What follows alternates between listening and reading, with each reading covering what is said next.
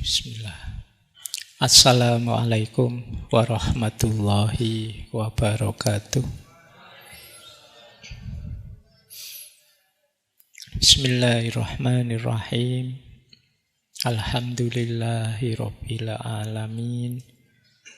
Assalatu wassalamu ala asyrafil anbiya'i wal mursalin Sayyidina wa maulana Muhammadin wa ala alihi wa ashabihi wa man tabi'ahum bi ihsanin ila yaumiddin. Amma ba'd. Bismillah, mari kita lanjutkan lagi belajar kita setiap Rabu malam. Ditegaskan lagi, ditata lagi niatnya. Tidak boleh niat macam-macam. Nawaitunya tolabul ilmi, nyari ilmu. Semoga nanti ada manfaat yang kita peroleh, ada maslahat yang bisa kita sebarkan dari ilmu yang kita dapatkan. Baik, malam hari ini kita masih di bulan kekayaan, bulan ekonomi. Kalau minggu lalu kita belajar dari Veblen tentang status dan kekayaan, malam hari ini kita akan belajar dari beliau, Daniel Kahneman. Beliau ini psikolog sebenarnya. Luar biasanya psikolog tapi dapat Nobel ekonomi. Karena memang punya karya yang luar biasa yang berhubungan dengan satu bidang yang disebut behavioral economics atau ekonomi perilaku. Beliau ini kelahiran Israel, Palestina. Tapi meskipun nanti hidupnya di Amerika. Kelahiran tahun 1934. Meninggalnya tahun lalu. Tepat setahun yang lalu, tahun 2004, bulan, mungkin sekarang haulnya yang pertama. Ya. Baik, ya istimewanya beliau memang beliau psikolog yang dapat Nobel ekonomi. Beliau menulis buku yang bestseller internasional, teman-teman mungkin sudah baca judulnya, yaitu Thinking Fast and Slow. Silahkan dicari, malam hari ini kita banyak merujuk buku itu. Saya ambil buku itu karena temanya ya psikologi, ya ekonomi, ya filsafat. Makanya malam hari ini kita sebagian besar akan membahas namanya bias kognitif. Dulu saya pernah nulis buku, mungkin teman-teman juga sebagian besar sudah punya buku itu yang judulnya Sesat Pikir dan Cacat Logika. Bias kognitif itu sejenis sesat pikir. Jadi pikiran kita melenceng tapi kita tidak sadar. Nah, nanti Daniel Kahneman ini banyak menunjukkan titik-titik di mana kita sering keliru berpikir. Baik ya, bismillah. Ini beliau ini orang yang hidupnya sangat sederhana, sangat rendah hati. Bahasa agamanya tawaduk. Beliau itu meskipun sudah dapat Nobel ekonomi, itu beliau tidak pede. Jadi beliau masih, apa ya pantas saya dapat Nobel seperti ini. Itu tawaduknya beliau. Tapi ya kontribusinya besar. Nanti beliau punya teman kolega intelektual namanya Amos Tversky.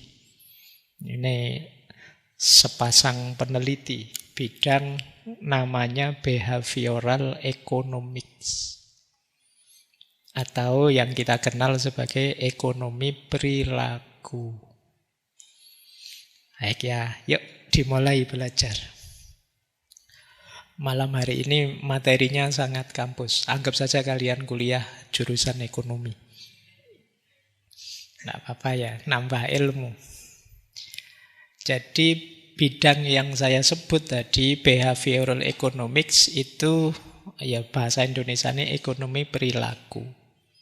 Cabang ilmu ekonomi yang tidak sekedar belajar hitung-hitungan ekonomi, tapi juga melihat aspek psikologis, emosional, sosial, dan juga kognitif akal mempengaruhi keputusan ekonomi. Jadi keputusan-keputusan ekonomi kita itu tidak hanya kalkulasi rasional untung rugi, tapi ada pengaruh psikologi, pengaruh emosi, pengaruh sosial. Ini bidang ini disebut behavioral economics. Makanya sebenarnya ilmu itu ya nyambung-nyambung saja sih, apalagi ilmu humaniora. Jadi di sini kan nanti ada psikologinya, ada ekonominya, ada sosialnya, ada kognitifnya, ada emosinya, mungkin nanti nyambung etiknya, mungkin juga nanti masuk agamanya dan lain sebagainya. Nah, ada beberapa asumsi dari behavioral economics ini. Yang pertama, manusia itu tidak sepenuhnya rasional. Nah, kita yang belajar filsafat banyak selama ini kan agak membanggakan dimensi rasionalitas kita. Kita selalu mengkritik orang kalau tidak rasional, tidak masuk akal, itu tidak ilmiah. Tapi di sini ditegaskan manusia itu sebenarnya tidak sepenuhnya rasional. Kenapa begitu? Karena akal kita terbatas. Jadi yang kita sebut rasional itu kan bersandar pada yang pertama informasi yang kita punya. Kemudian juga ruang dan waktu di mana kita hidup.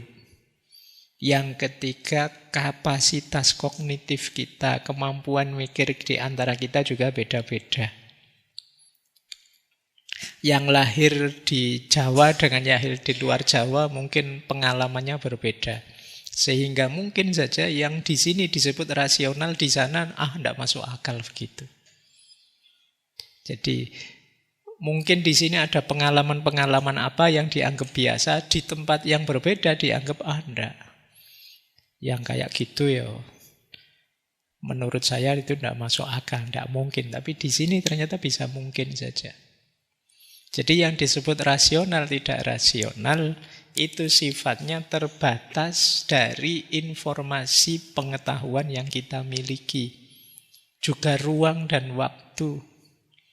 Juga ya kapasitas kognitif kita. Sampai hari ini mungkin masih banyak orang yang bingung. Ngaji kok filsafat ya? Agak tidak nyambung di mindsetnya dia. Kenapa bisa begitu? Ya, dia punya definisi sendiri tentang seperti apa ngaji itu. Sehingga ketika kok objeknya filsafat, tidak terlalu masuk, tidak masuk akal. Nah, ini yang disebut ada keterbatasan dalam aspek informasi dan pengalaman. Oke ya. Berarti kita itu yang merasa manusia itu sepenuhnya rasional, sebenarnya sebagian besar tidak. Apalagi nanti keputusan ekonomi. Kan sering kalian memutuskan, Pak saya harus punya HP ini Pak misalnya. Padahal HP-nya mahalnya luar biasa. Sementara kamu uang kos-kosan untuk makan saja kadang ya tidak nutut. Tapi kamu nekat memutuskan itu. Kenapa? Mungkin demi gengsi, mungkin demi tidak dianggap ketinggalan zaman. Ada alasan macam-macam. Itu yang dimaksud manusia itu tidak sepenuhnya rasional. Nah, sekarang kalian dapat alasan ya kalau dikritik orang, kamu tidak rasional. Biasa, memang manusia itu tidak sepenuhnya rasional. Ada sangat banyak aspek dalam hidup kita itu kalau dicermati itu sebenarnya tidak rasional keputusan itu. Oke ya, baik. Meskipun saya jangan ditanya ya kemarin sepak bola itu rasional apa enggak. Kok sebesar itu sih. Oke. Yang kedua, preferensi manusia itu tidak konsisten.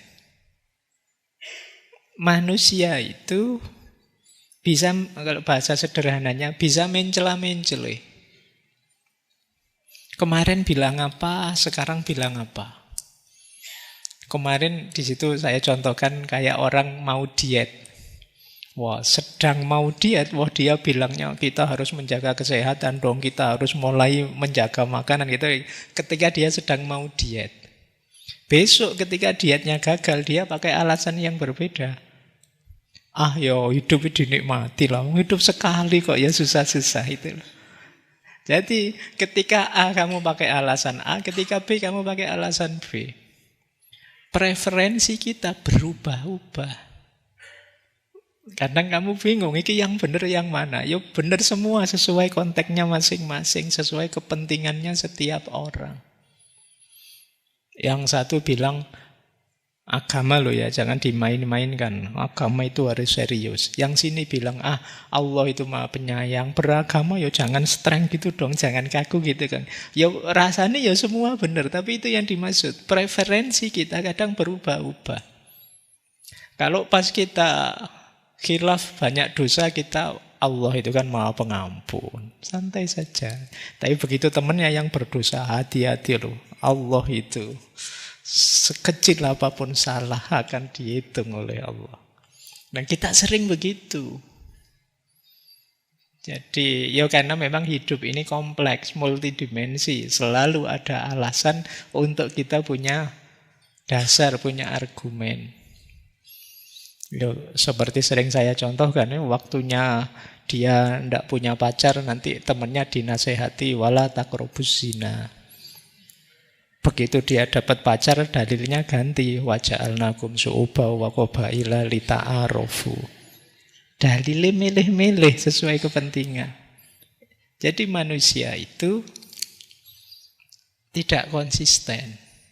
Biasanya ya rujukannya kemana, dalilnya pakai apa, dia milih yang cocok dengan kepentingannya. Nanti kamu milih kebebasan manusia, ngambil dalil kebebasan manusia. Innallaha la yughayyiru ma biqaumin. Begitu kamu ngambil dalil takdir manusia tidak bebas, wa ma romaita idz romaita. Yo kamu milih suka-suka kamu.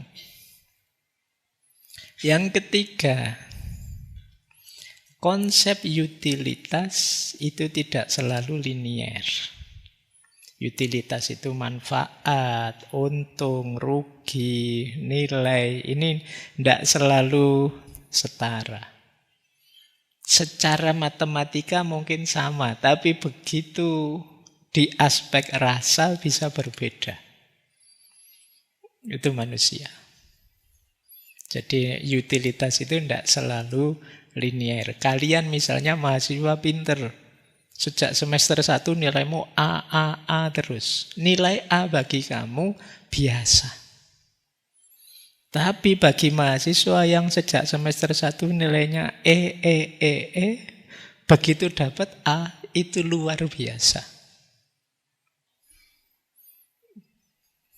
Punya uang 100.000, dulu kalian masih SD, itu mewahnya luar biasa. Sekarang kamu mungkin sekali masuk kafe bisa 100 ribuan.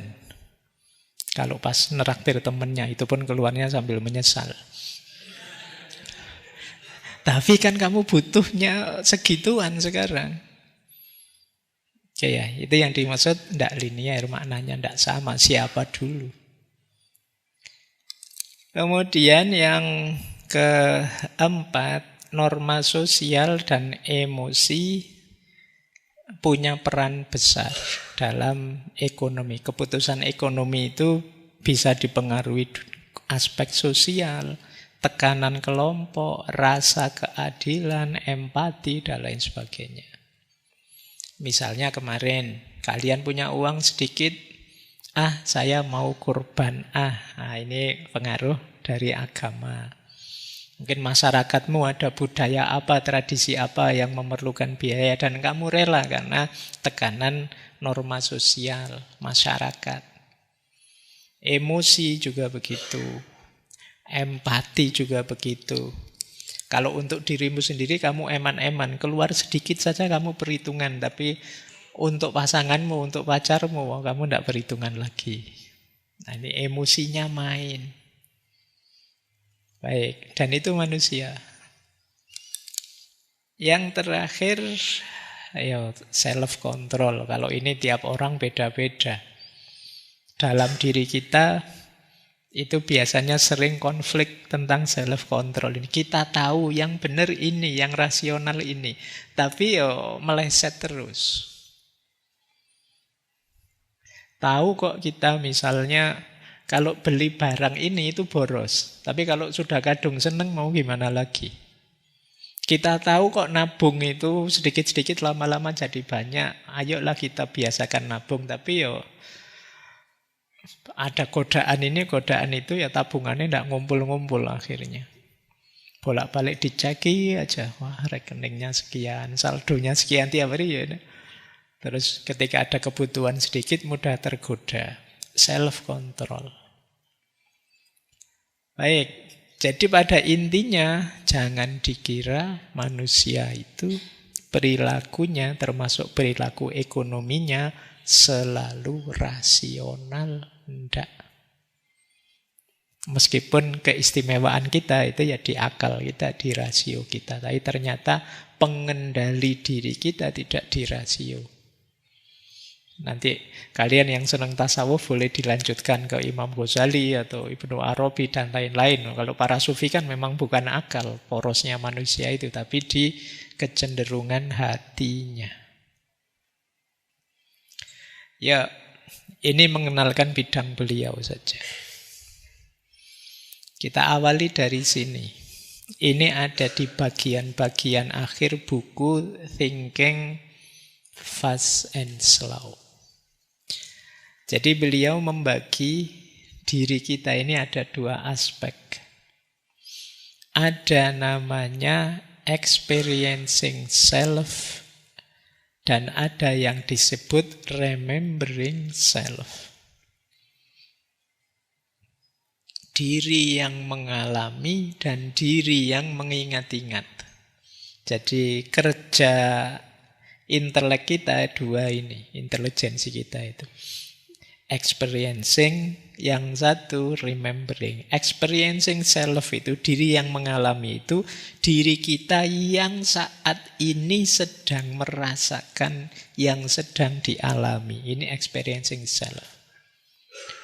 Jadi saat ini saya sedang ngaji, Pak. Saat ini saya sedang minum kopi susu, Pak. Saat ini saya sedang minum air putih, Pak. Saat ini namanya experiencing self. Experiencing self itu ya bisanya merasakan saja.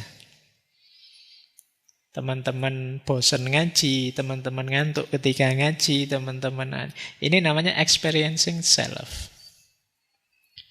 Tapi di balik itu nanti ada namanya remembering self. Remembering self itu diri yang menyimpan ingatan dari experiencing self. Dialah nanti yang mengingat-ingat, mengevaluasi, membandingkan, menceritakan kembali pengalaman tadi. Biasanya remembering self itu yang diingat, yang mengesankan saja.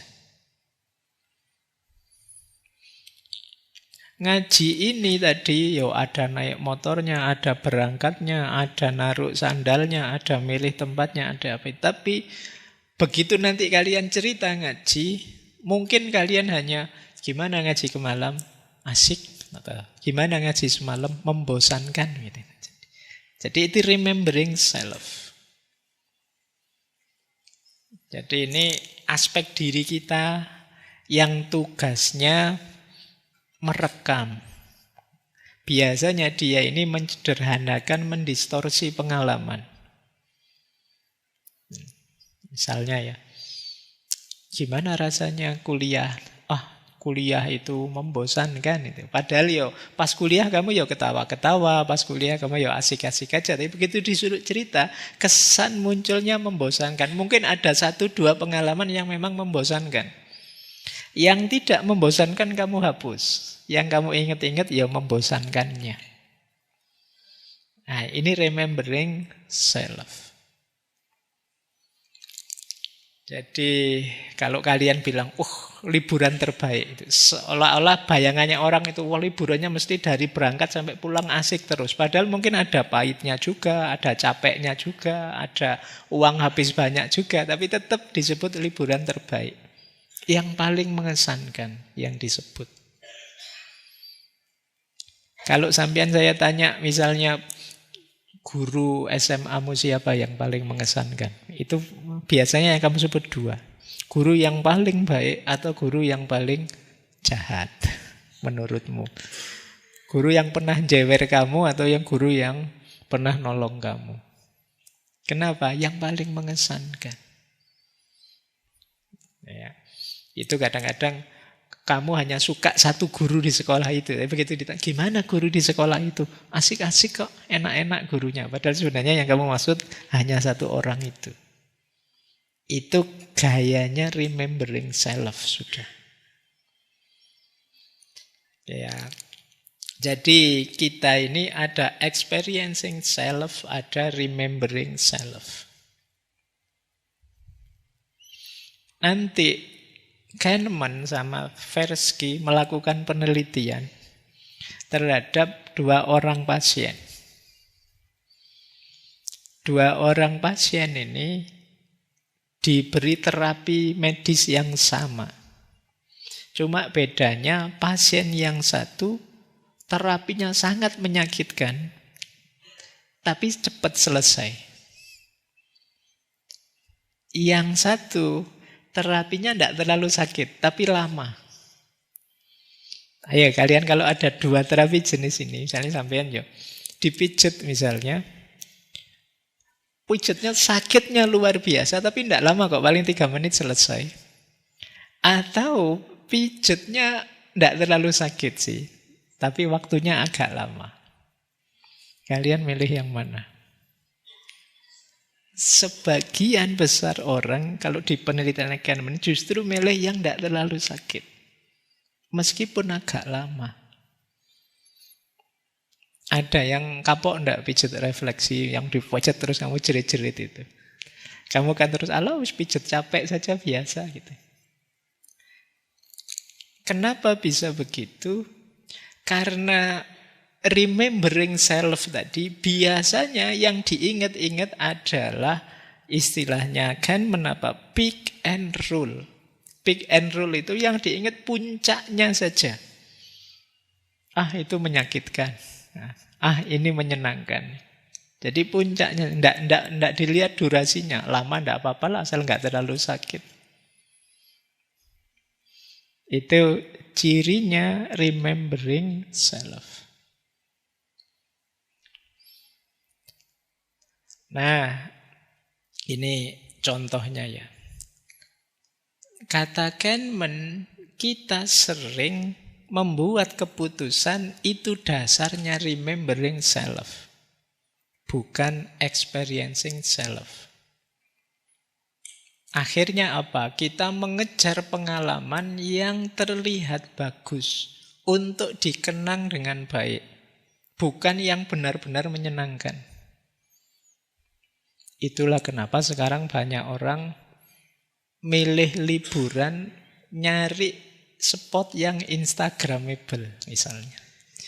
Jadi kamu nyari yang penting bisa banyak fotonya. Jadi kalau waktu liburan kamu nggak mikir ini menikmati suasananya atau ini mencari kesenangan apa di tempat itu. Yang penting bisa banyak foto. Jadi kamu sibuk selfie lah, moto ini, moto itulah.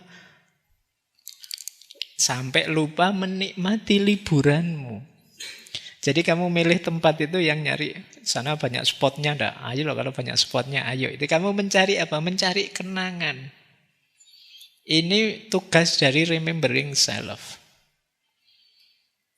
Fokusmu bukan tempat ini nanti menyenangkan bagiku atau tidak, tapi yang penting terlihat senang.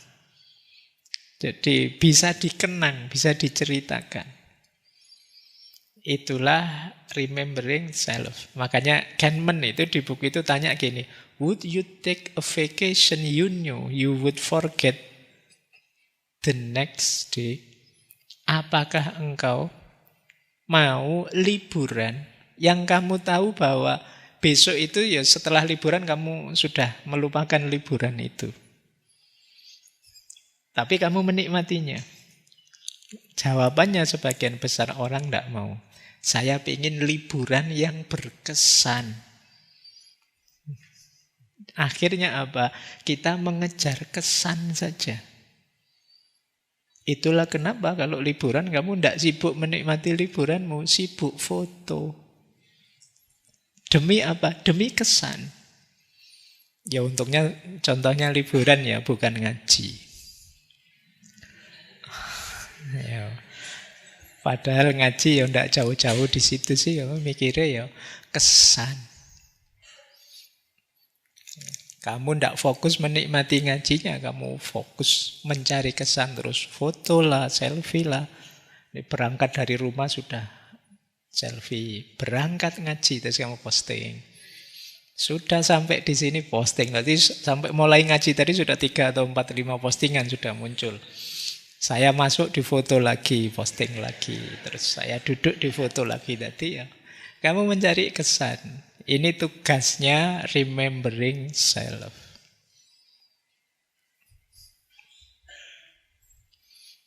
Ini coba ya kita bayangkan efeknya. Jadi dalam kehidupan nyata pada akhirnya ya tadi misalnya liburan, kalau experiencing self itu menikmati setiap momennya. Tapi bisa saja remembering self menggagalkannya. Misalnya, kita liburan 3 hari. Dari 3 hari itu tiba-tiba ada momen tidak enak sekali saja. Misalnya kita beli makanan, sama penjaga warungnya harganya dinaikkan sekian kali lipat. Padahal tadi kamu menikmati liburan itu hanya karena satu momen ini. Begitu kamu ditanya orang gimana liburannya, tidak enak, gagal. Hanya karena satu momen ini. Padahal tadi 3 hari kamu liburan itu seneng terus, sudah nggak kamu hitung. Hanya karena satu momen negatif ini, terus remembering self merekamnya sebagai liburan yang tidak enak. Itu remembering self. Ngaji ini sudah sekian ratus episode. Kalian kan seneng misalnya ngaji ini, seneng sama saya. Nanti tiba-tiba kok saya ngomong, saya mendukung partai ini ya, tokoh ini ya, itu terus bubar mesti semua. Terus hanya karena satu ini, terus kemarin-kemarin sekian ratus sesi bagi kamu bullshit semua. Omong kosong semua. Kenapa tidak cocok sama partai yang kamu dukung?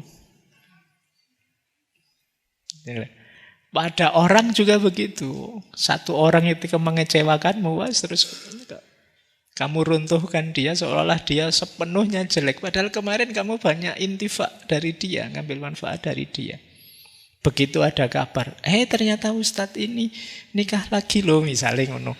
Wis terus kamu, berarti itu tidak dipercaya semua yang dari beliau. Ini kerjaannya remembering self. Karena dia mencari tadi pick and rule. Kesan-kesan yang kuat. Pernikahan juga begitu. Nanti diingat-ingat ya. Biar kamu sadar, ini kerjaannya remembering self. Nikah sudah 20 tahun, sudah puluhan tahun, seneng, bahagia, enak. Hanya karena satu kali konflik. Terus disimpulkan, rumah tanggaku tidak bahagia ternyata. Loh kemarin-kemarin kemana saja? Kok baru sekarang kesimpulannya? Ya karena ada satu peristiwa tadi. Ini kerjaannya remembering self. Karena dia sukanya yang mencari kesan tadi. Ya, termasuk untuk hidup kita. Kalian kan sering gitu terjebak oleh satu momen, satu sisi dari hidupmu. Wong sekedar satu nilai mata kuliahmu jatuh, itu seolah-olah seluruh kehidupanmu jatuh. Allah tidak sayang aku ternyata. Oh ya cuma satu itu, kamu sejak lahir diberi anugerah nikmat macam-macam. Hanya karena ini dok itu loh. Wong cuma ban motor bocor pinggir jalan aja, ya Allah apa dosaku selama ini. Kamu mengeluhnya kan begitu. Ini kerjaannya remembering self. Kayak ini kesadaran ini penting ya. Kadang-kadang kita itu melupakan experiencing self dan lebih fokus pada remembering self. Padahal remembering self itu hanya merekam hal-hal yang heboh biasanya, yang mengesankan saja. Baik, ini catatan pertama untuk memahami diri kita. Sekarang konsep kedua. Selain experiencing self dan remembering self, konsep yang terkenal juga dari Daniel Kahneman di buku itu adalah dua sistem berpikir. Makanya judul bukunya Thinking Fast and Slow. Jadi ada dua sistem. Yang pertama versi cepat, yang kedua versi lambat. Kayak awas keliru mendefinisikannya. Justru yang versi cepat inilah yang sering meleset. Kita perlu sistem berpikir yang versi lebih lambat. Coba kita pahami sekarang apa bedanya versi cepat sama versi lambat. Versi cepat itu karakteristiknya, cirinya berpikir yang sifatnya otomatis, intuitif, tidak sadar. Hemat energi sih, tidak mikir dalam-dalam. Terus mengandalkan pengalaman dan asosiasi. Ini versi cepat. Lihat temennya tiba-tiba jenggotnya panjang. Wah, kamu hijrah ya. Ini versi cepat. Berdasarkan pengalaman, insting hanya kayak itu. Jadi tiba-tiba kamu simpulkan. Lihat temennya pakai baju hitam-hitam, kamu berduka ya, bela sungkawa ya. Ini versi cepat. Main biasanya pakai intuitif, tidak sadar. Cuma yang seperti ini fungsinya biasanya untuk hal-hal yang rutin, sederhana.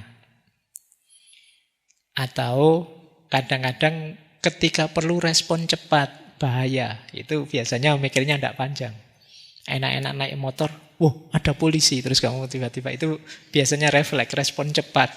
Padahal polisinya tidak ngapa-ngapain juga, tidak nyegat. Jadi ini kesan pertama yang muncul di pikiran kita. Itu pikiran versi cepat. Kayak kita membaca iklan, kenapa sih pinggir-pinggir jalan itu banyak iklan besar-besar? Karena ketika kita lewat, terus lihat iklan billboard di pinggir jalan, itu kita tidak ada waktu untuk mikir panjang. Jadi begitu baca, langsung kita anggap iya gitu saja, kita jalan. Tiba-tiba bersama orang pintar minum, itu kita dianggap iya, kita tidak pernah mikir hubungannya apa ya pintar sama itu. Karena kan kamu tidak mikir ke situ. Itu iklan, kenapa ditaruh di pinggir-pinggir jalan? Karena berhadapan dengan kita yang sedang pakai sistem cepat. Dan kita sering ketipu di sistem cepat ini. 2 tambah 2, 4, itu sistem cepat.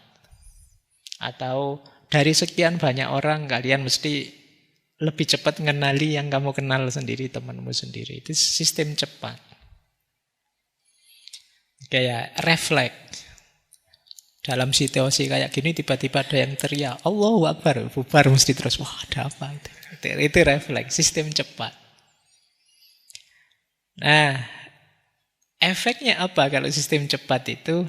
inilah nanti yang sering orang terjatuh di yang disebut bias kognitif. Kesesatan berpikir. Nanti kita belajar itu lebih panjang malam hari ini. Jadi mikirnya meleset. Karena tadi dituntut respon cepat. Kelemahan besarnya di situ. Kita malam hari ini belajar ini. Yang kedua, versi lambat. Kalau ini sistem berpikir yang logis, butuh fokus, butuh teori, konsep berpikir, butuh kontrol diri, butuh evaluasi.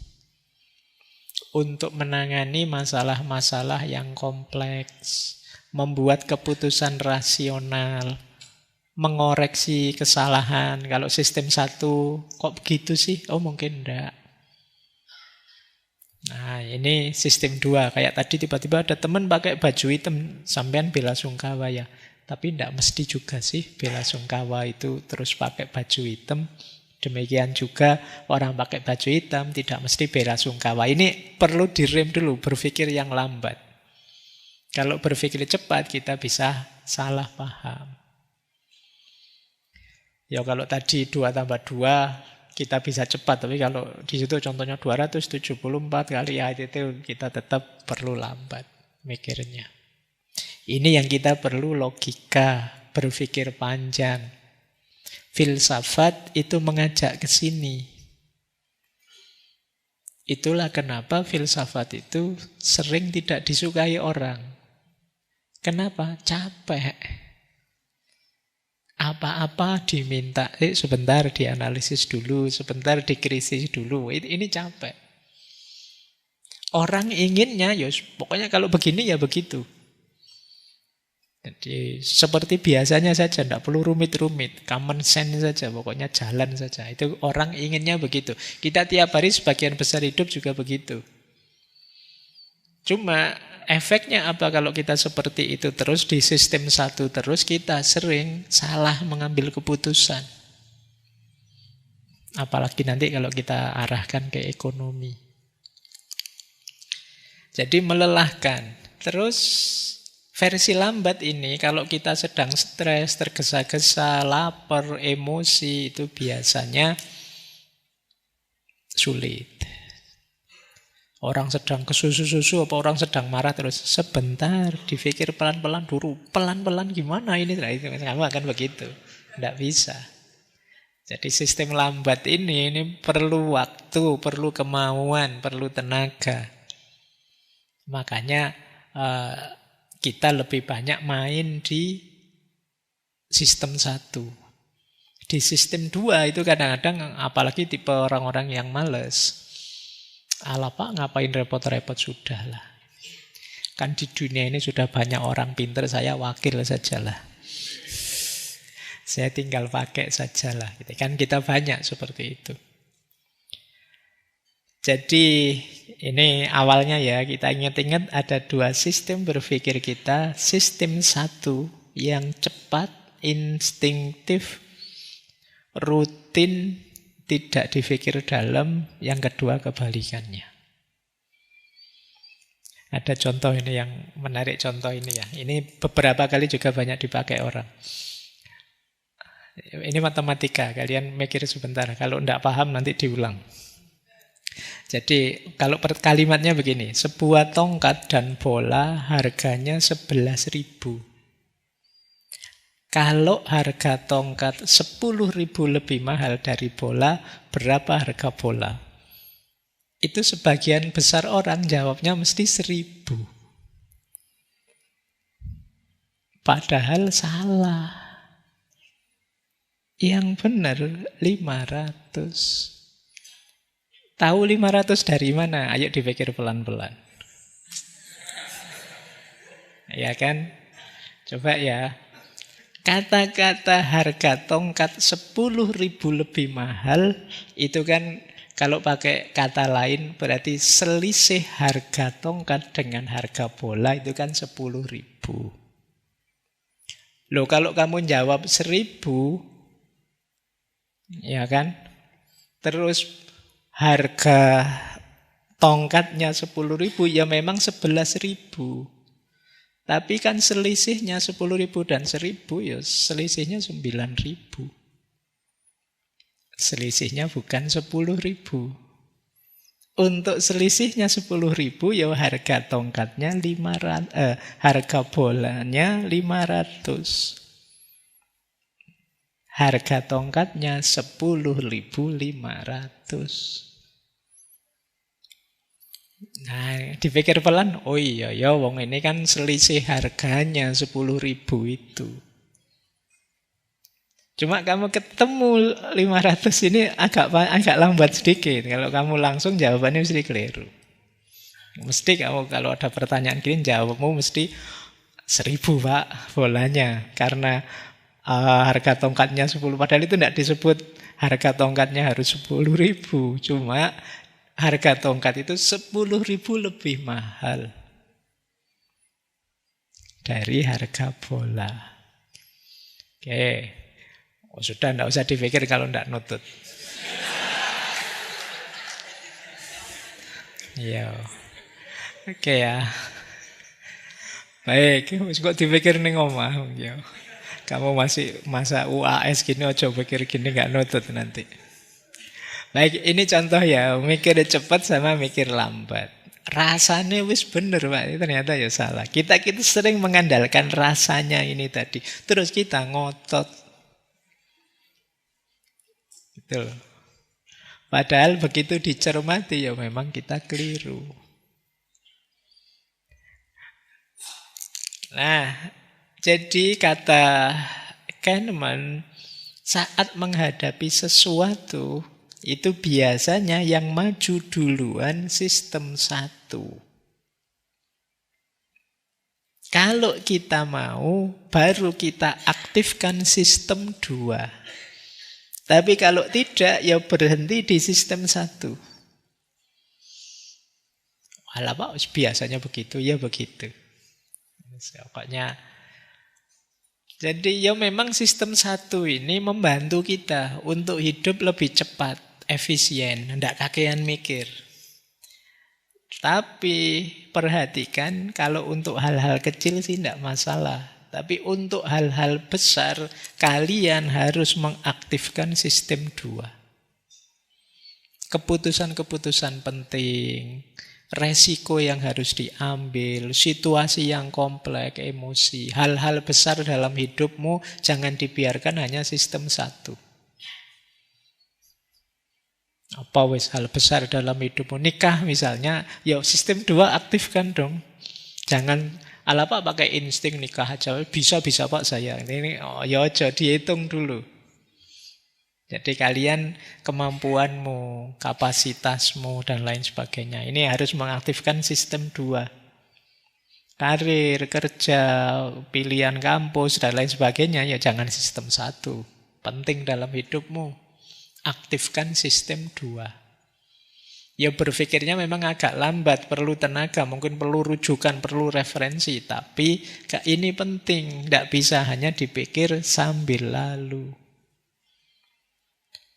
Jadi nanti malam hari ini kita belajar banyak tentang cacat atau kepelesetnya sistem 1. Yang sering kita lakukan dalam hidup kita. Ya. Baik, berarti kita malam ini sudah dapat 2 teori. Ada experiencing self dan remembering self. Kemudian 2 sistem berpikir, sistem cepat dan sistem lambat. Oke, kita lanjutkan. Ini teori yang sangat terkenal sebelum masuk ke bias kognitif ya. Ini teori yang sangat terkenal dari Kahneman, namanya prospek teori. Inilah teori yang dikembangkan berdua antara Kahneman dan Tversky. Jadi teori ini sebenarnya secara umum mengkritik pandangan ilmu ekonomi lama yang bilang bahwa manusia itu selalu rasional dan konsisten. Manusia itu selalu memikirkan keseimbangan antara untung dan rugi dan lain sebagainya. Nah, prospek teori itu punya konsep sebaliknya.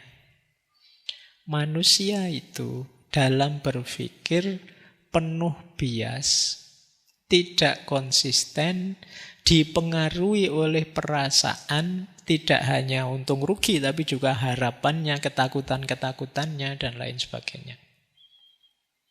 Pada intinya, prospek teori itu isinya manusia itu banyak dipengaruhi oleh sistem satu. Berpikir yang cepat, intuitif, emosional. Jadi kita itu banyak dipengaruhi emosi. Misalnya kita benci orang.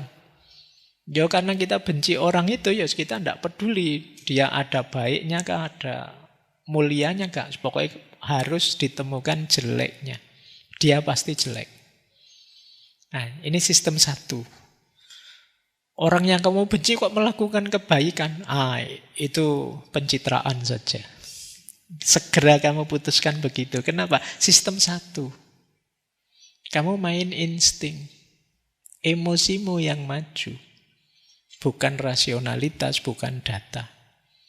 Tapi kalau orang yang kamu kagumi, begitu melakukan kesalahan, ya cepat-cepat kamu bantah. Enggak. Itu tidak salah sebenarnya, kita saja sih yang tidak ngerti. Nah, kita bisa begitu. Kenapa begitu? Sistem satu. Jadi prospek teori itu membantah konsep lama bahwa manusia itu selalu rasional dan konsisten. Punya asumsi bahwa manusia itu penuh bias dalam berpikir. Kenapa? Dipengaruhi oleh sistem satu. Nah, ada unsur-unsurnya prospek teori ini. Coba ya, ini nanti ada banyak contoh ekonomi karena beliau tadi behavioral economics. Apa unsur utamanya prospek teori? Yang pertama namanya reference dependent. Reference dependent itu tergantung acuannya. Orang itu menilai sesuatu itu tergantung acuannya. Apakah acuannya itu mungkin harapannya dia, ekspektasinya dia, atau kondisi awalnya dia. Contohnya misalnya begini. Kalau kita naik gaji dari 5 juta ke 6 juta, ini menguntungkan. Kita akan bahagia. Tapi kalau sebelumnya kita berharap naiknya 7 juta, maka gaji kita naik 5 juta, 6 juta itu rasanya masih belum membahagiakan. Ini yang disebut reference dependent. Ya kayak tadi loh, mahasiswa ingin dapat nilai A, tapi kok ya dapatnya cuma B, padahal sebelumnya dia E. E ke B itu sudah luar biasa, tapi karena dia pinginnya A, B itu mengecewakan bagi dia. Tapi kalau orang lain, temannya yang satunya, sama-sama dapat B dari E, cuma dia tidak berharap banyak. Ya sementing lulus, entuk-entuk C, ya ora apa-apa. Dapat B, itu dia gembira, dia bahagia. Yang membedakan apa? Acuannya. Harapannya dia yang berbeda. Ya. Jadi ekonomi itu tidak sekedar matematika, punya uang berapa, kemudian hutangnya berapa, harus dibayar berapa, dan lain sebagainya. Ini ada hubungannya juga dengan perilaku, ada hubungannya dengan harapan, acuan. Oke. Jadi itu yang pertama. Jadi manusia itu ketika dia memutuskan sesuatu biasanya tergantung titik acuannya. Kalian yang datang ke sini membayangkan, wah nanti dapat teori-teori filsafat yang besar. Begitu nyampe sini, ndak paham belas itu Pak Faiz ngomong apa. Pulang itu kamu rasanya gelo, ngapain tadi ikut ngaji. Tapi yang datang ke sini ala Pak, yang penting datang seneng-seneng bareng-bareng rame-rame dapat kopi ya syukur bisa ngopi. Nah, ini rasanya berbeda. Itu yang disebut reference dependent. Makanya kadang-kadang kalau ada yang tanya ke saya, Pak Faiz, apa sih rahasianya kenapa ngaji filsafat bisa awet lama itu? Saya kadang jawabnya yang ngawur, karena saya tidak target apa-apa. Yang penting jalan saja. Ada manfaatnya alhamdulillah, tidak ada juga tidak apa-apa. Yang penting ngaji ini, pokoknya ngaji itu baik gitu saja. Nah ini konteksnya apa? Referent dependent tadi. Karena kalau saya target ini, saya ingin dengan ngaji ini melahirkan generasi-generasi yang cerdas, kritis itu. Itu mungkin sudah tutup sejak dulu ngaji filsafat itu. Sudah ditunggu 10 tahun, kapan munculnya generasi-generasi, nggak ono, ndak target apa-apa sudah. Kita nikmati saja. Nah, ini referent dependent. Ada kalanya kalian harus punya strategi ini untuk hidupmu. Ya semakin tinggi harapan kadang-kadang timbal balik dengan besarnya kekecewaan. Tapi ya pinter-pintermu ya menata ritme hidupmu, bukan berarti tidak boleh berharap. Yang kedua, loss aversion. Loss aversion itu, gue nek bahasa Indonesianya enggan rugi. Manusia itu ketika ada dua peluang, yang satu terancam rugi, yang satu untung meskipun kecil, biasanya dia lebih khawatir dengan kerugian. Misalnya ya, ini tak kasih contoh. Ada dua pilihan, kalian mau ndak saat ini juga cash langsung tak kasih 500.000, atau ini ada koin, tak undi dulu ya. Kalau yang keluarnya gambar burung, kamu tak kasih 1 juta. Tapi kalau keluar gambar angka, kamu tidak dapat apa-apa. Pilih pilihan mana? Langsung tak kasih 500.000 atau kemungkinan dapat 1 juta dengan saya undi gini. Sebagian besar orang mesti akan milih, sudahlah Pak 500.000 sini, tidak usah diundi-undi. Kenapa? Takut rugi. Oke ya. Jadi pertimbangan kita yang pertama-tama itu sebenarnya takut rugi, bukan ingin untung. Itu yang membuat banyak orang kemudian lebih pasif. Khawatir dirugikan. Maka kadang-kadang memprovokasi orang itu lebih enak. Hati-hati loh, kamu nanti dirugikan ini, dirugikan itu. Dibandingkan diiming-imingi, ya kamu mungkin dapat ini, kamu mungkin dapat itu. Itu orang tidak terlalu tertarik. Tapi begitu terancam, oh itu sudah mulai. Kalau temanmu sudah bilang, hati-hati loh, ini nanti killer, nilaimu bisa jatuh sama Pak dosen ini, kamu waspada sudah. Kenapa? Khawatir rugi. Ya. Jadi loss aversion itu prinsip kedua. Manusia itu lebih milih, kalau dua, kamu milih untung 100.000 atau memperhatikan agar tidak rugi 100.000, orang lebih fokus agar tidak rugi. Ya seperti pilihan ini tadi. Kadang-kadang kita terus jadi tidak mau maju. Kenapa? Khawatir rugi. Mas, coba diinvestasikan lagi itu. Anda nanti kalau rugi gimana? Itu terus jadinya kamu tidak gerak. Yang ketiga, diminishing sensitivity. Jadi sensitivitas yang makin lama makin turun seiring besarnya jumlah. Contohnya ya, kalau kalian HP-mu harganya 1 juta, terus beli casing 50.000, itu menurut kamu kan biasa, cocok. Tapi begitu casingnya saja 300.000, kamu mikir sudah. Tapi kalau HP-mu 20 juta, Casingnya 1 juta kamu anggap biasa. Oke ya. Jadi ini namanya diminishing sensitivity. Jadi ya kesannya berbeda. Kalau motormu harganya puluhan juta misalnya, kamu beli spionnya saja itu 1 juta apa 2 juta rasanya wajar. Tapi kalau motormu motor kuno pitung tahun 70-an, misalnya yang sering mogok misalnya, terus kamu disuruh beli perangkatnya apa yang 2-3 juta, itu mungkin kamu, alah motor kayak gini. Itu ya, itu yang disebut diminishing sensitivity. Levelmu sekarang misalnya, ya level-level mahasiswa hari ini lah, mungkin tiap bulan itu sangunya jutaan. Jadi kalau misalnya sekedar kehilangan 10-20 ribu masih enteng, tapi 100 ribu mungkin agak terasa. Tapi adikmu yang masih SD atau SMP itu mungkin levelnya masih ratusan. Jadi dia disangoni 10 ribu senengnya luar biasa.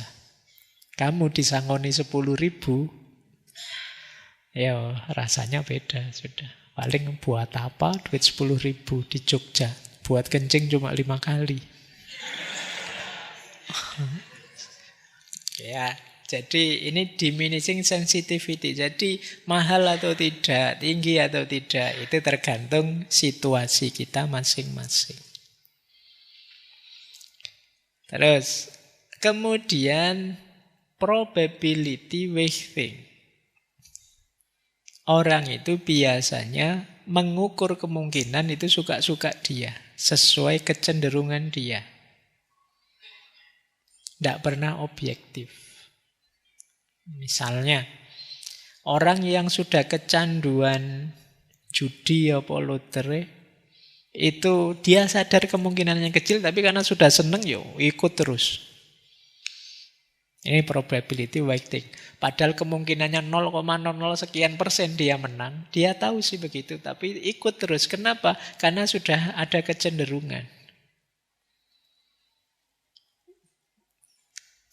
Kalian lebih suka model-model sesuai dengan kecenderungan hatimu. Yang tidak cocok dengan hatimu, ya kamu pas saja.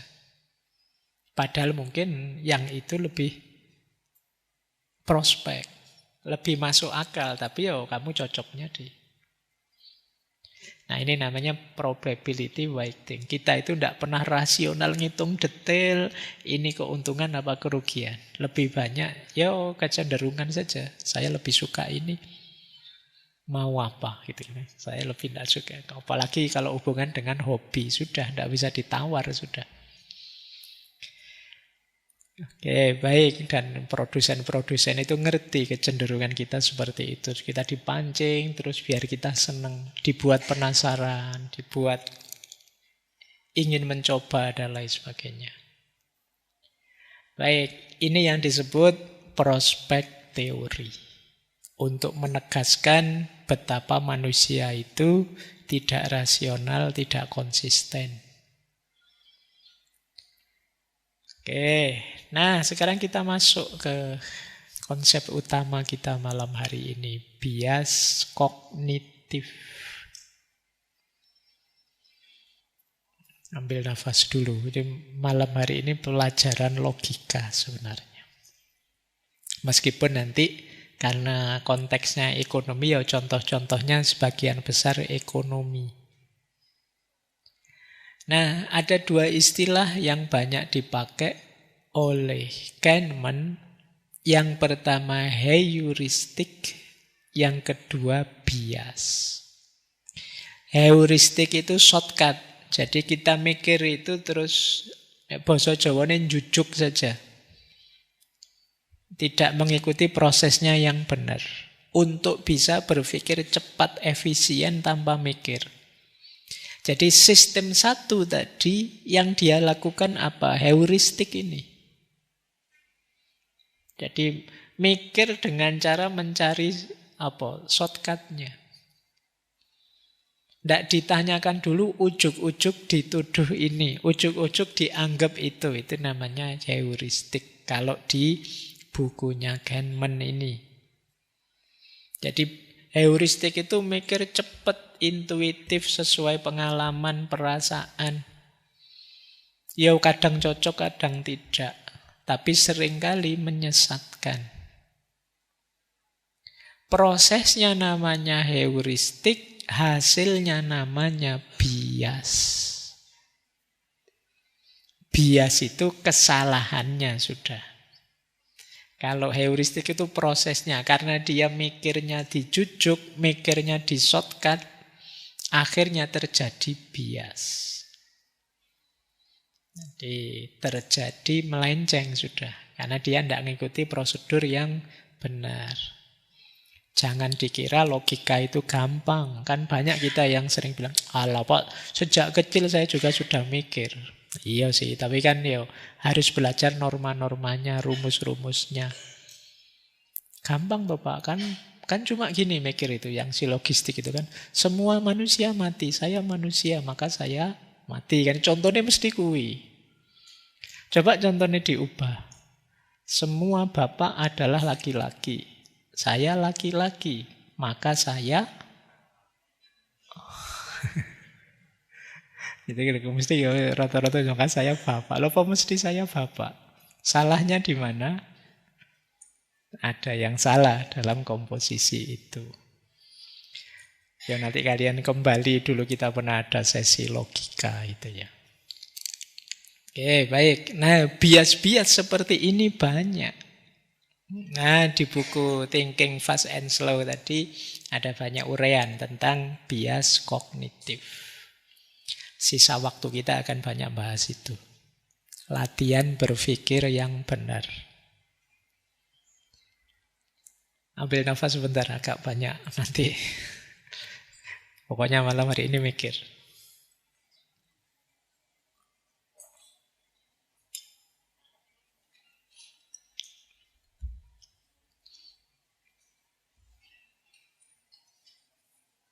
Oke ya. Yang pertama, namanya anchoring bias. Bias jangkar. Maksudnya apa anchoring bias itu? Kecenderungan kita untuk tergantung pada informasi pertama yang kita terima untuk membuat perkiraan atau keputusan. Meskipun informasinya kadang tidak cocok.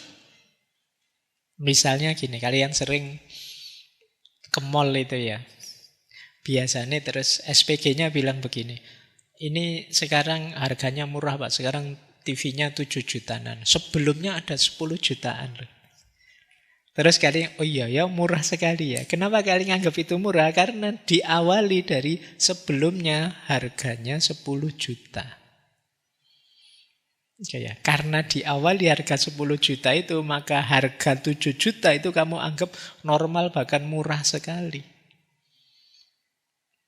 Ya kan? Sales-sales kan kadang kalian begitu. Di sales apa itu datang pada kalian, ini mumpung diskon loh Pak. Kalau hari biasa itu harganya sekian itu. Dan kalian terpaku pada harga hari biasa sekian itu.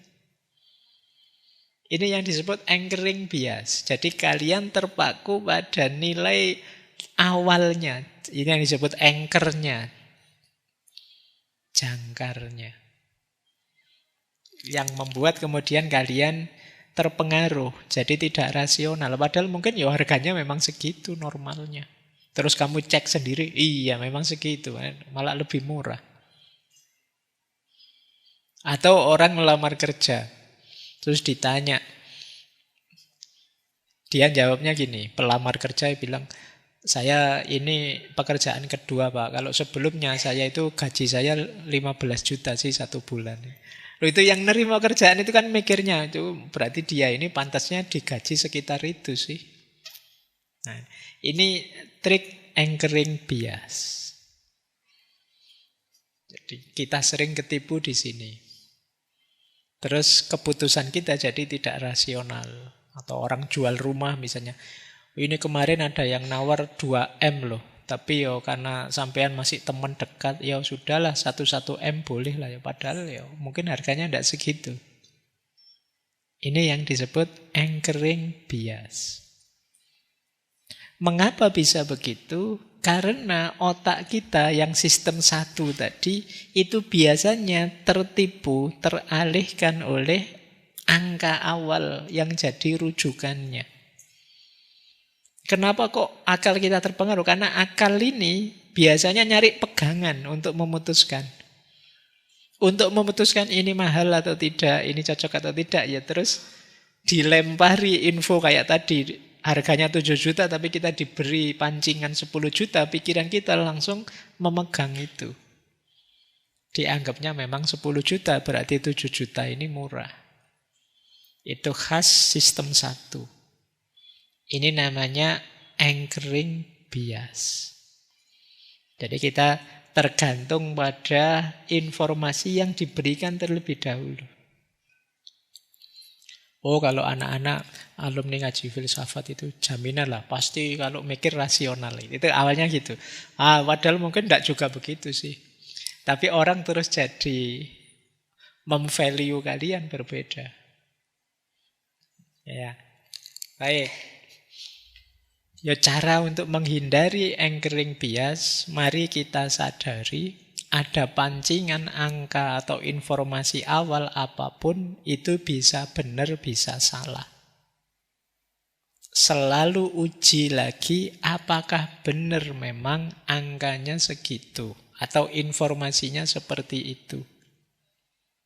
Kalau orang bilang, ini kemarin ditawar 2M tidak dianu, ya dicek dulu saja sih yang pas yang nawar siapa. Kemudian seperti lewat apa nawarnya, bisa saya konfirmasi ke orangnya tidak, dan lain sebagainya. Jadi ini namanya ngecek biar tidak ketipu. Atau cari data pembanding. Oh, kalau beli sih sekarang gampang ya, data pembanding kamu buka marketplace, Shopee, apa-apa itu kelihatan nanti harganya. Oh, mereknya sama, harganya beda. Biar tidak ketipu anchor. Karena kadang-kadang ya trik jualan kan begitu. Diskon 70% itu. Seolah-olah sudah turun banyak itu. Padahal ya segitu-segitu saja sih dari diskon. Baju ditulis harganya, kadang-kadang kan bajunya cuma kayak gitu. Harganya kok 700.000 atau 500.000. Kamu kan heran. Tapi terus diskon 70%. Jatuhnya jadi 150. Ya memang segitu harganya 150. Strategi ini apa? Ini tadi strategi anchoring bias. Jadi memalingkan pikiran kita. Kita terus merasa murah loh ini, 70% loh diskonnya. Oh, harga aslinya sekian. Dan kita sering ketipu di sini. Baik, ini yang menunjukkan kadang-kadang akal kita itu kurang rasional. Ada quotes menarik dari Kahneman. People who are asked whether Gandhi was more than 544 years old give a much higher estimate of his age at death than those asked whether he was more than 35. Jadi kalau ada orang ditanya, misalnya, jadi ada 2 kelompok orang yang ditanya, kira-kira Gandhi itu meninggal usianya sekitar berapa tahun ya? Yang pertama dipancing, ya sekitar 144 lah, kira-kira berapa pasnya. Itu orang yang jawabnya biasanya ya sekitar itu sudah. Yang kelompok kedua dipancing, ya sekitar 35-an lah mungkin ya. Jawabnya juga sekitar itu. Jadi ketika dipancing dengan angka di awal, jawabnya sekitar-sekitar itu sudah. Padahal ya Gandhi meninggalnya 78-an tahun. Tapi pertanyaan itu sering menjebak. Jadi angka yang dipancingkan itu biasanya sekitar itu. Oke. Ini yang disebut anchoring bias. Yang kedua, availability bias. Availability bias itu kecenderungan kita menilai sesuatu dengan dasar informasi yang kita ingat, yang kita miliki. Bukan data yang sebenarnya, itu availability bias. Adanya data itu, terus hanya itu saja yang kita pakai karena yang kita ingat ya itu. Itu namanya availability bias. Di situ dicontohkan misalnya kita takut naik pesawat terbang. Kenapa? Kemarin ada berita pesawat terbang jatuh misalnya. Karena berita ini viral bolak-balik kita ingat. Nah, inilah yang kemudian jadi pijakan kita akhirnya. Ini namanya availability bias. Ada enggak kalian yang begini ya? Saya sering dengar kayak gini. Simbah saya itu merokok, tapi sampai usia 90 tahun sehat saja. Itu berarti kan rokok itu sehat. Nah, jadi data yang diingat simbahnya saja. Padahal ada berapa ratus, berapa juta orang yang sakit paru-paru karena merokok. Nah, ini namanya availability bias. Kalian nyari contoh yang memang cocok dengan maumu, yang pas yang kamu ingat saja. Data yang tersedia itu sih, makanya itu yang kamu pakai. Yang kamu ingat itu yang kamu pakai. Ya, teman saya itu tidak pernah belajar, buktinya juga sukses. Ini yang kamu ingat, ya itu yang kamu pakai. Itu namanya availability bias. Jadi contoh-contohnya ya sesuai pengalaman yang kamu miliki. Ngapain kuliah tinggi-tinggi? Toh pengusaha ini tidak pernah sekolah. Buktinya dia kaya. Kamu ngambil contoh yang itu yang pas kamu hafal. Karena memang viral, aneh, terus orang mudah ingat. Dan ini terus jadi data. Oke ya. Jadi ini namanya availability bias. Oh, teman saya itu jualan online saja kaya raya. Oh, berarti saya harus begitu. Terus kamu gagal. Teman saya investasi ini sukses. Nah, teman saya jual rumahnya orang tuanya sekarang kaya. Ya, jualan situ rumahnya. Ini namanya availability bias. Jadi kalian punya data sesuai pengalamanmu saja, biasanya yang agak unik-unik makanya teringat. Dan itu yang kalian jadikan dasar. Oke. Otak kita lebih percaya hal-hal yang menyolok emosional, khusus itu dia hafal. Makanya terus tersimpan di kepala kita. Dia jadi data. Dan akhirnya mudah muncul. Oleh karena itu, untuk menghindari availability bias, kalau ada perasaan seperti itu, teman saya jualan online kok sukses. Dicari datanya, apa iya? Orang lain apa juga begitu? Berapa persen yang jualan online sukses, berapa yang gagal, kemungkinan probabilitasnya bagaimana? Nah, ini lebih bertanggung jawab. Jangan hanya mengandalkan ingatan atau viral-viral. Kadang-kadang yang viral itu iya sih benar terjadi, cuma itu khusus. Secara umum tidak begitu. Bandingkan dengan riset-riset pasar yang bertanggung jawab. Ambil jeda, ambil waktu sebelum diputuskan. Jangan sampai tertipu oleh data-data kecil sampingan. Ini namanya availability bias. Nah, kata Kahneman, if something comes to mind easily, we assume it's more common or more likely. Jika sesuatu muncul di pikiran dengan mudah, kita berasumsi bahwa hal itu lebih umum dan lebih mungkin terjadi. Jadi yang muncul di pikiran kita itu, ya kita anggap ya itu yang lebih mungkin terjadi. Ini availability bias. Adanya data itu, yaitu yang dipakai kita anggap itu yang biasa. Lanjut. Ada lagi substitution bias. Substitution itu mengganti. Jadi biasanya kan tadi sistem satu itu pikiran inginnya cepat, gampang, langsung. Sementara kadang-kadang urusan ini kompleks. Akhirnya apa? Pikiran kita kadang-kadang melakukan substitusi pertanyaan-pertanyaan sulit dengan pertanyaan mudah. Contohnya saja ya, lebih gampang. Misalnya pemilihan presiden. Harusnya kan milih presiden itu pertanyaannya siapa yang punya kapasitas mimpin yang baik, punya pengalaman, punya visi ke depan yang jelas. Pertanyaannya kan harusnya ini, cuma jawab pertanyaan ini kan susah. Akhirnya kamu ganti yang gampang. Apakah saya suka dengan orang ini? Nah, kalau itu kan gampang jawabnya. Suka, selesai. Milihnya.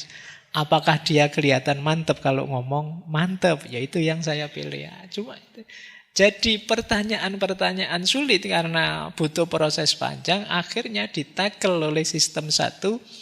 Alah, cari pertanyaan yang mudah saja, yang gampang jawabnya. Ini yang mungkin sering jadi masalah kita selama ini. Banyak di antara kita untuk urusan-urusan penting yang vital, kita pakai sistem satu. Ketika sulit jawabnya, pakai substitution bias. Ada ndak yang kemarin milih anggota DPR dipilih yang paling ganteng? Dipilih yang kenal saja. Dipilih itu kan substitution bias. Kamu ganti, Pak saya tidak ada yang kenal Pak, tidak ngerti orangnya yang tak pilih itu siapa satu-satu. Sudahlah tak pilih yang paling ganteng, tak pilih yang kelihatan religius, tak pilih yang... Jadinya begitu cara memilih. Sistem satu yang maju. Padahal harusnya tidak begitu.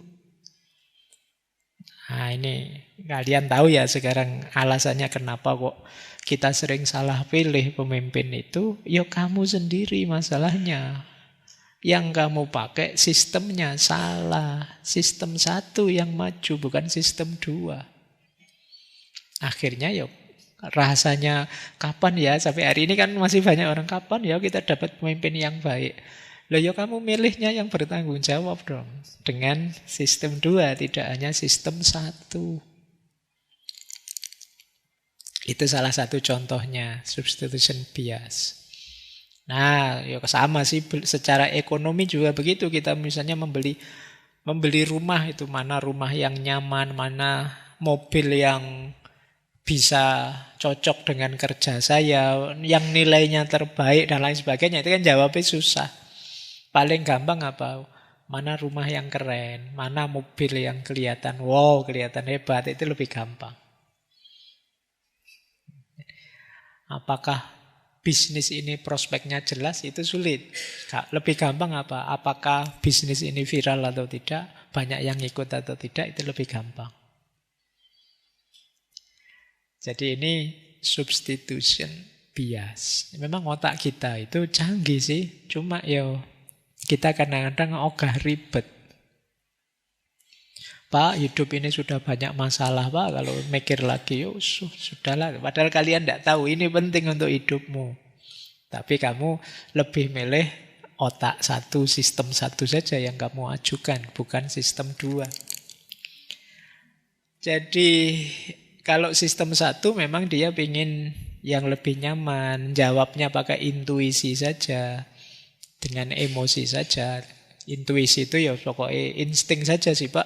Gambarnya banyak sih Pak. Waktu pilihan itu tak kira-kira ini pokoknya yang nomor 7 dari kanan seperti ini. Kayak kamu ngaran gitu kadang-kadang. Oke. Kita tidak sadar bahwa kita sudah ganti sistem. Yang harusnya sistem 2, yang maju sistem 1. Maka kalau kalian merasa kena penyakit ini, coba ya, yang pertama, coba kalian sadari. Kamu itu ingin jawab apa? Yang kamu inginkan apa? Misalnya tadi pemimpin, kamu ingin pemimpin yang bagaimana? Mosok sih cuma lihat tampilannya, Masa sih dasarnya hanya kamu suka atau tidak? Nah, ini kamu tanyakan lagi. Jadi pertanyaanmu, kriteriamu kamu tanyakan lagi.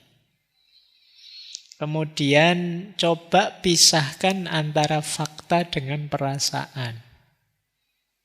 Apakah penilaianmu berdasarkan data atau hanya kesanmu saja? Kemudian gunakan sistem 2 secara sadar. Ambil waktu untuk berpikir rasional, cek ulang asumsi-asumsinya. Pertanyakan kembali apa ini jawaban yang benar. Ini substitution bias. Kata Kahneman, jika jawaban yang memuaskan untuk pertanyaan yang sulit tidak ditemukan dengan cepat, sistem 1 akan menemukan pertanyaan terkait yang lebih mudah dan akan menjawabnya. Begitu kita males mikir, sebenarnya kita tetap berpikir, cuma yang maju sistem 1. Main kira-kira, insting saja. Dan ini kalau untuk hal penting dalam hidup kita, ya resiko. Ya, kadang-kadang kan kita dikritik orang, alah nyari jodoh ndak perlu rumit-rumit, dikira-kira wae itu. Yo, saatnya maju 2, kamu maju 1. Terus nanti baru di belakang menyesal, kenapa kemarin saya ndak mikir ya. Jadi kadang sering itu, ada banyak hal yang kita, kenapa kok kemarin saya ndak mikir. Akhirnya milih jurusan kuliah keliru, milih jodoh ya salah, milih apa, akhirnya gitu. Kenapa? Kita ndak optimal mendaya gunakan akal budi kita. Baik, itu yang ketiga. Yang keempat, confirmation bias. Confirmation bias itu kecenderungan kita untuk mencari, menafsirkan, mengingat informasi yang mendukung keyakinan kita saja dan mengabaikan yang bertentangan. Ini namanya confirmation bias. Jadi ini seperti kita ya, kalau sudah mengidolakan seseorang atau satu kelompok atau satu partai, itu biasanya sudah right or wrong, benar salah harus saya bela. Akhirnya apa? Kita selalu mencari data yang mendukung keyakinan kita. Kok ada data yang berbeda, kita akan menyebutnya, itu hoax saja, itu tipuan saja. Ini namanya confirmation bias. Misalnya saya kasih contoh lagi. Kan banyak sekarang iklan-iklan obat misalnya. Obat herbal A menyembuhkan penyakit ini. Itu kan kita terus membaca testimoni orang yang berhasil saja. Sama yang jualan juga yang dimuat tentu saja testimoni yang sukses saja. Tapi begitu ada berita pembanding, ini ada studi ilmiah yang menyatakan bahwa ini belum terbukti, itu kita tidak percaya. Wong buktinya banyak kok Pak orang yang sembuh. Ini namanya confirmation bias.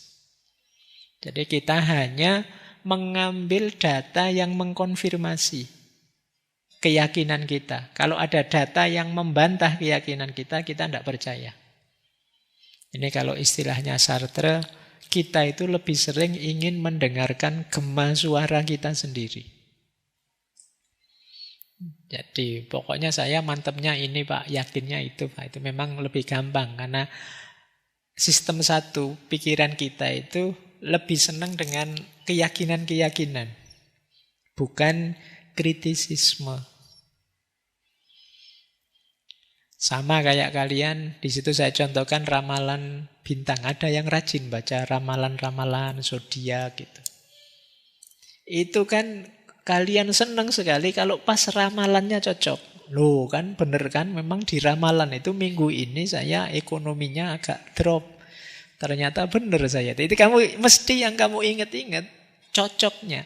Yang tidak cocok kamu tidak peduli. Begitu ada yang tidak cocok kan kamu cuek. Ini confirmation bias. Itulah kenapa peramal-peramal itu laku. Kenapa? Yang kamu ingat-ingat yang cocok saja. Yang tidak cocok kamu abaikan. Misalnya saya ngeramal ini. Tahun ini akan ada sekian bencana, ada artis yang ditangkap polisi, ada itu. Itu dari sekian banyak ramalan, 1-2 mesti ada yang nyantol. Begitu ada yang cocok, tambah wow, hebat ternyata peramal ini. Kenapa? Pikiran kita cenderung mengafirmasi yang cocok saja, yang tidak cocok kita abaikan. Ini yang disebut confirmation bias. Padahal yang ngeramalnya 30 sih, yang cocok 2. Itu pun kita sebut hebat, ini bisa cocok, bisa pas loh.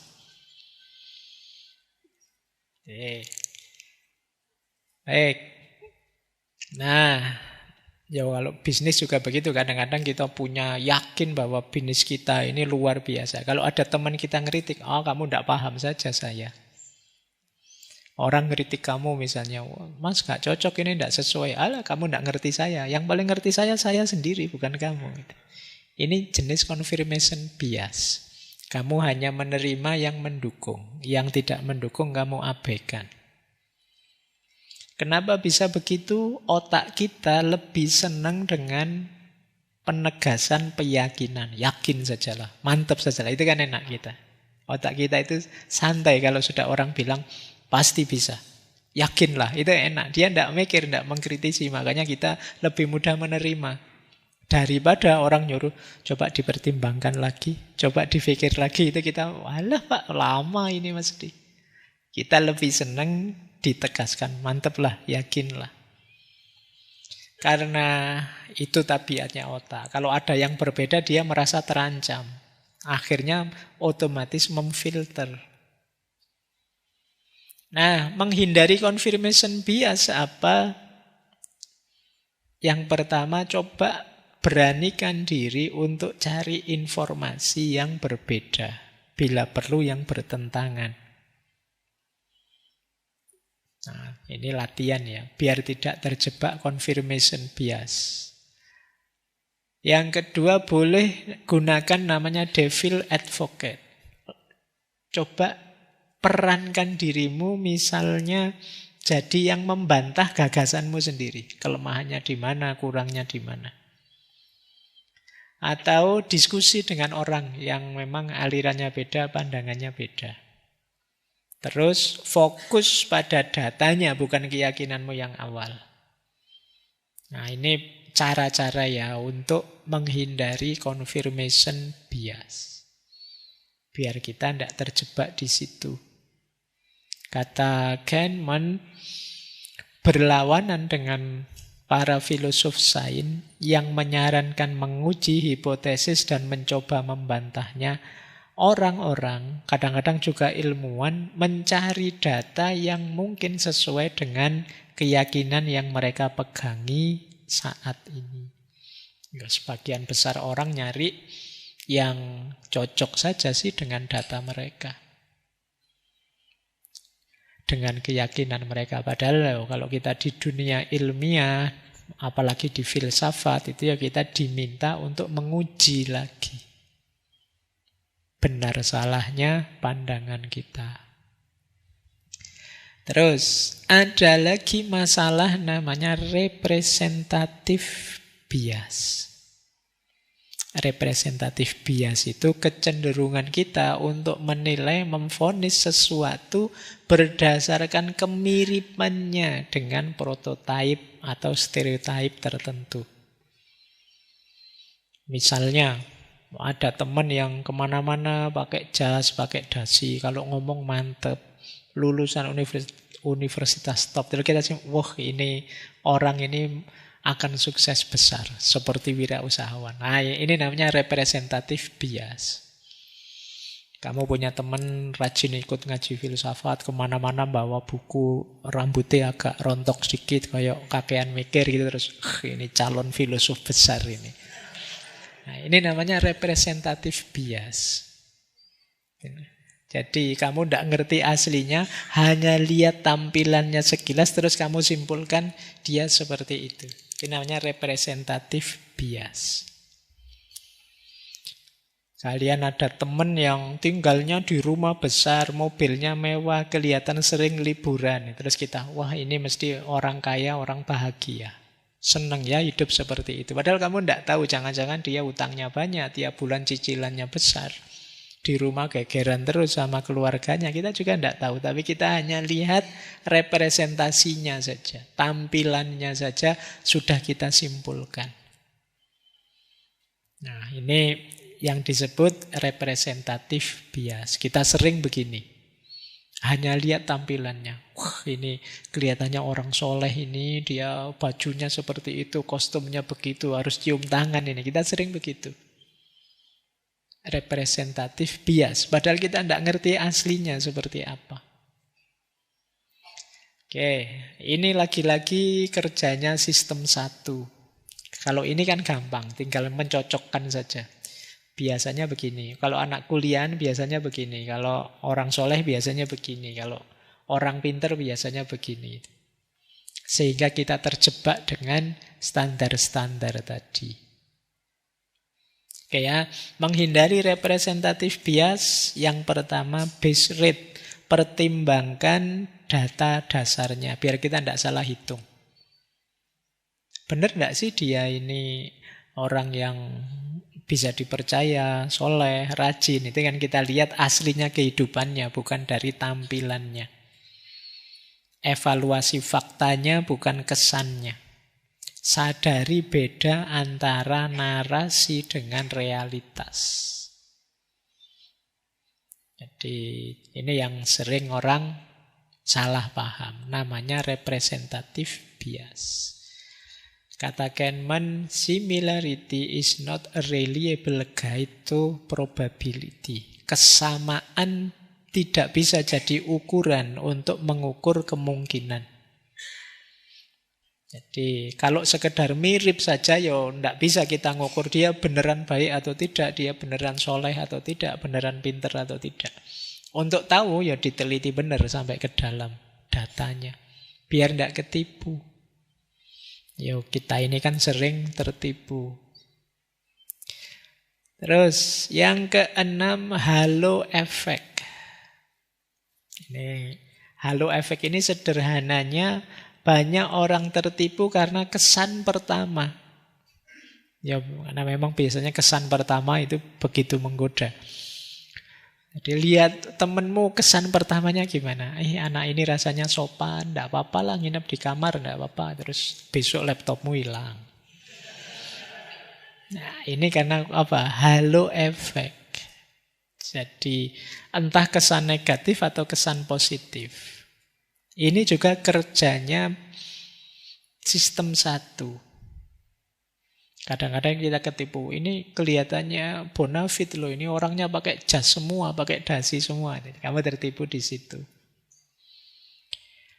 Nah, cara menghindari halo efek, pisahkan penilaian kita dari kesan kita. Ditunda. Menilainya jangan cepat-cepat. Luangkan waktu untuk mengumpulkan data. Jangan berdasarkan kesan saja. Gunakan kriteria yang baku. Jangan tertipu oleh kesan pertama. Ini halo efek. Kayak teman-teman belanja misalnya, kadang-kadang kesan pertama ini sering menjebak. Kelihatannya kok keren ya, kelihatannya kok elit ya, kelihatannya ini kesan pertama. Kata Kahneman, nobody would say I am voting for this guy because he's got the stronger gene. But that in fact is partly what happened. Tidak seorang pun akan berkata saya milih orang ini karena dia punya dagu yang lebih kuat. Tapi pada kenyataannya itulah yang terjadi. Ini mungkin pilihan DPR atau pilihan presiden mungkinnya. Kalau orang ditanya, kamu milih berdasarkan gantengnya ya, berdasarkan gagahnya lah. Oh enggak, masa saya kayak gitu. Tapi faktanya sebagian besar orang begitu. Kamu milih berdasarkan lemah lembutnya ya. Kamu milih berdasarkan. Tapi ya kita mesti jawabnya tidak. Tapi faktanya begitu, kata Kahneman. Orang selalu tertipu oleh kesan pertama. Nah itu kalian pengalaman sudah yang seperti ini. Terus framing effect. Framing effect itu kita tertipu oleh cara informasi itu diajukan. Misalnya, ada iklan investasi yang pertama kita diiming-iming keuntungan 80%. Yang kedua ditawari rugi 20%. Ini sebenarnya sama sih. Tapi kita akan lebih milih untung 80% karena angkanya besar. Padahal kalau dihitung-hitung ya podo wae, untung 80% itu ya rugi 20%. Diskon 100 juta untuk pembelian minggu ini karena harga naik 100 juta minggu depan. Sama itu sebenarnya. Jadi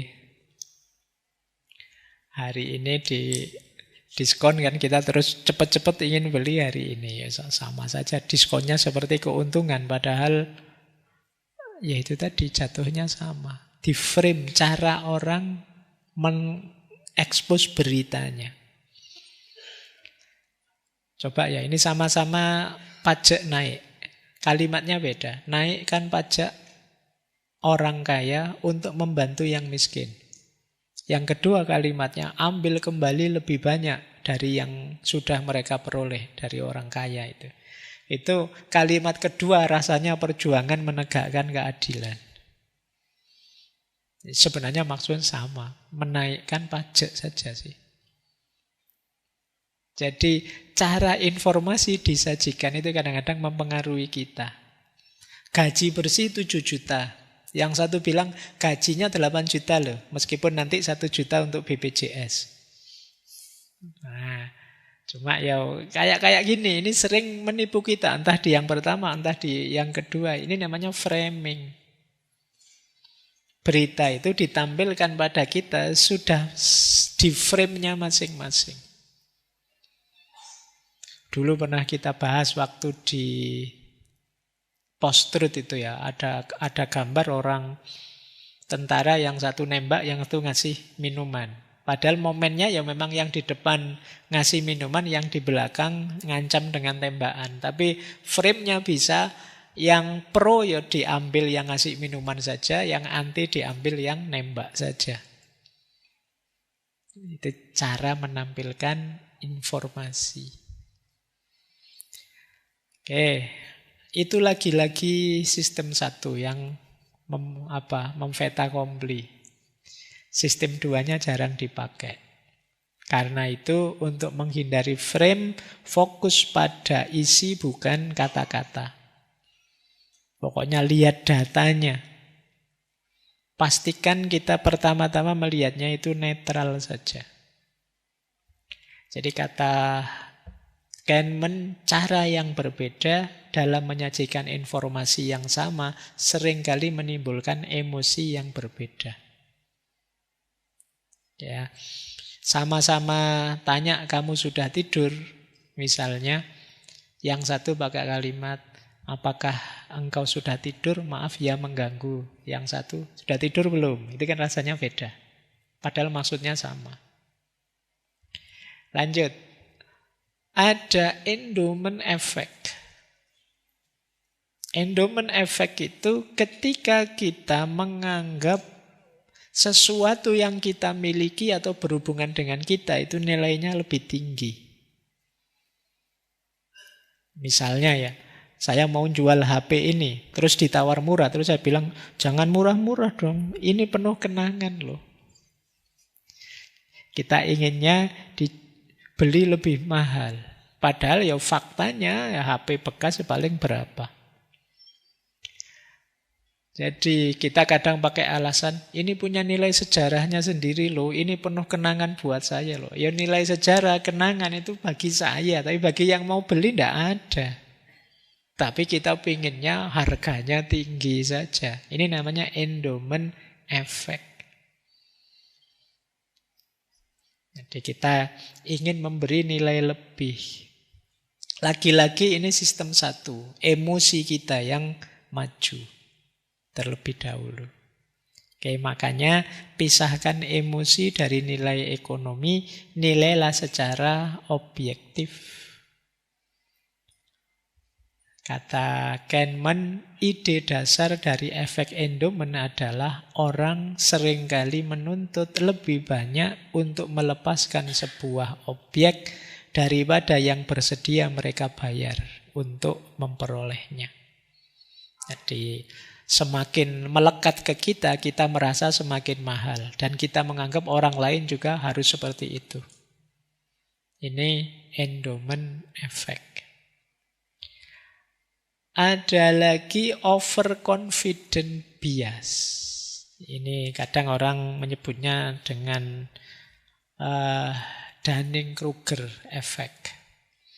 Overconfident bias itu ketika kita terlalu percaya diri sehingga penilaian kita jadi tidak objektif. Overconfident bias itu bisa jenis overestimation, bisa jenis overplacement, bisa jenis overprecision. Yang pertama melebih-lebihkan kemampuan sendiri, yang kedua menilai diri lebih baik dari orang lain, dan yang ketiga terlalu yakin bahwa prediksi kita akurat. Ini namanya overconfident. Pasti sukses Pak saya. Pasti berhasil Pak saya. Ini kalimat-kalimat ini menunjukkan overconfident dan ini bisa blunder. Jadi mari membaca sesuatu secara lebih objektif saja. Pilihan saya mesti nanti akan berhasil itu. Bisa ya, bisa enggak. Bisnis yang saya kelola mesti akan sukses. Ini overconfident. Kata Kahneman, kita cenderung melebih-lebihkan pemahaman kita tentang dunia dan meremehkan peran peluang. Maksudnya Kahneman, kita itu merasa bahwa pemahaman kita paling benar. Pemahaman kita paling cocok, paling sesuai. Padahal segala sesuatu itu hanya chance. Bisa ya, bisa tidak. Bahkan kita mantep semantep-mantepnya tentang sesuatu, bisa saja ternyata yang terjadi bukan itu. Ini membuat kita kecewa. Baik, ini saya yang di belakang agak cepat karena waktunya. Karena setelah ini kalian makan, jangan sampai ganggu waktu makanmu. Oke, baik ya, nanti diulang lagi, didengarkan pelan-pelan yang saya sampaikan. Bias-bias ini sebenarnya yang paling sering membuat kita tidak objektif menilai kekayaan, ekonomi, menghitung diri kita, dan lain sebagainya. Ada kalanya overconfident, terlalu pede, ada kalanya endowment, menilai terlalu tinggi milik kita yang dekat dengan kita, ada kalanya framing, jadi kita ditipu oleh sudut pandang tertentu, ada kalanya halo effect, kita terjebak oleh kesan pertama, ada kalanya representatif, jadi kita tertipu oleh gambaran-gambaran kita sendiri tentang sesuatu. Ada kalanya confirmation bias, kita hanya mencari informasi yang mendukung pandangan kita. Ada kalanya substitution bias, kita mencari yang lebih mudah saja, yang tidak banyak perlu mikir dengan memberi pertanyaan yang lebih gampang. Ada availability bias, kita hanya membuktikan sesuatu dengan data yang kita miliki saja, yang ada, yang kita ingat saja. Dan ada anchoring bias. Kita tertipu oleh informasi awal, data pertama. Ini bias-bias yang sering terjadi dalam penilaian kita. Ada kalimat menarik dari Kahneman yang menurut saya menarik, quote ini. It is nonsense to say money doesn't buy happiness, but people exaggerate the extent to which more money can buy more happiness. Tidak masuk akal untuk mengatakan uang tidak membeli kebahagiaan, Tetapi orang-orang membesar-besarkan sejauh mana lebih banyak uang dapat membeli lebih banyak kebahagiaan. Jadi maksudnya begini, kan kadang kita mendengar orang bilang, yo untuk bahagia kita perlu uang dong. Iya, tidak mungkinlah kita bisa bahagia tanpa uang sama sekali. Tapi sejauh mana perannya uang untuk membawa kebahagiaan dalam hidup kita, itu kadang-kadang kita melebih-lebihkannya. Jadi uang bisa membawa pada kebahagiaan, tapi tidak semua jenis kebahagiaan bisa dibawa oleh uang. Kalau kebahagiaan yang jenis kesenangan saja, pleasure life, bisa dihadirkan oleh uang. Tapi kebahagiaan yang jenis good life, hidup dengan baik, sesuai dengan nilai-nilai yang kita yakini, ini uang kurang terlalu berfaedah. Jadi, ya uang bisa membawa kebahagiaan, tapi perannya tidak sebesar yang kita bayangkan. Nah, ini sebenarnya quote ini maksudnya ke situ. It is nonsense to say money doesn't pay happiness. Ya, tidak mungkin lah, omong kosong kalau orang bilang tanpa uang kita bisa bahagia. Tapi uang bukan satu-satunya faktor yang bisa membuat kita bahagia. Masih banyak faktor dan variabel yang lain. Ini untuk tidak membuat kita terlalu idealistik dan juga tidak membuat kita terlalu rendah standar kebahagiaannya. Baik, saya kira itu ya untuk malam hari ini. Yo, paling tidak sedikit-sedikit kita dapat wawasan tentang bagaimana kesalahan-kesalahan berpikir yang sering kita lakukan di ranah ekonomi. Minggu depan kita lanjutkan dengan psikologi of money, psikologinya uang. Masih berhubungan antara psikologi dengan ekonomi.